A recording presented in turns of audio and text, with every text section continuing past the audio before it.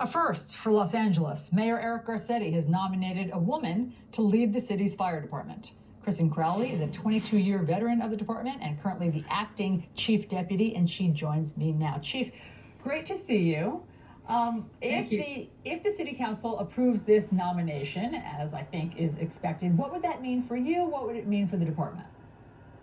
Well, to me, it's obviously a very important step in my own personal development, but more importantly, it's just a huge step forward for the Los Angeles City Fire Department. And even bigger than that, it's a big step forward and really challenging the status quo in regard to the leaders that we've had historically in the fire service. So it's a big historical event. It really would be. And it also sounds like you would have your work cut out for you. I was just reading this LA editorial board commentary, and they say a long-awaited survey of the fire department's workplace culture found that more than half of female employees and 40% of Black and Native Hawaiian or other Pacific Islanders said bullying and harassment are problems within the department. Among all LA Fire Department firefighters, 70% lack trust in their leaders. So do you see the serious issues already there? Well, I think it's really an advantage to already have that assessment complete and to listen and to truly hear what our members are feeling. And so that's a big step forward for us as well. So I'm going to utilize that as our roadmap to better understand how we can strategically create that path forward.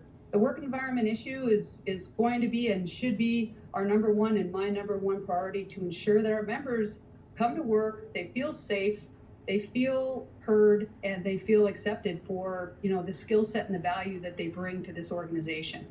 And what about you, Chief? It couldn't have been easy to be in the fire department for 22 years. Have you been subjected to fill in the blank, bullying or sexism or harassment?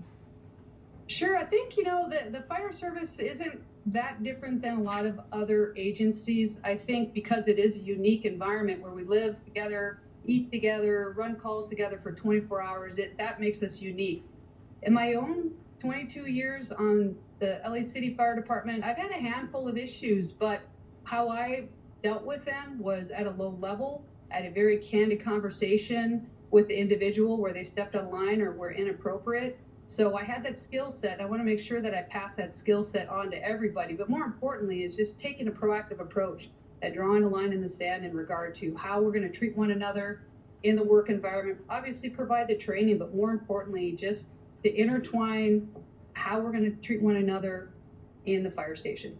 And so what would you do? What would be your first move if you get this big position? So first move for me is just to get out there and talk to our members. I'm going to utilize, like I said, that assessment that we have as a roadmap, but it's important that our members see me out there, that I can connect with them, bring my command staff along, and really set a path forward, a path that we can sustain so that it's just not here and now, that we can actually address any issues for a long-term strategy so that moving forward, this organization and the members will understand what that line is in the sand and make sure that we have an accountability piece, but training is an essential piece as well.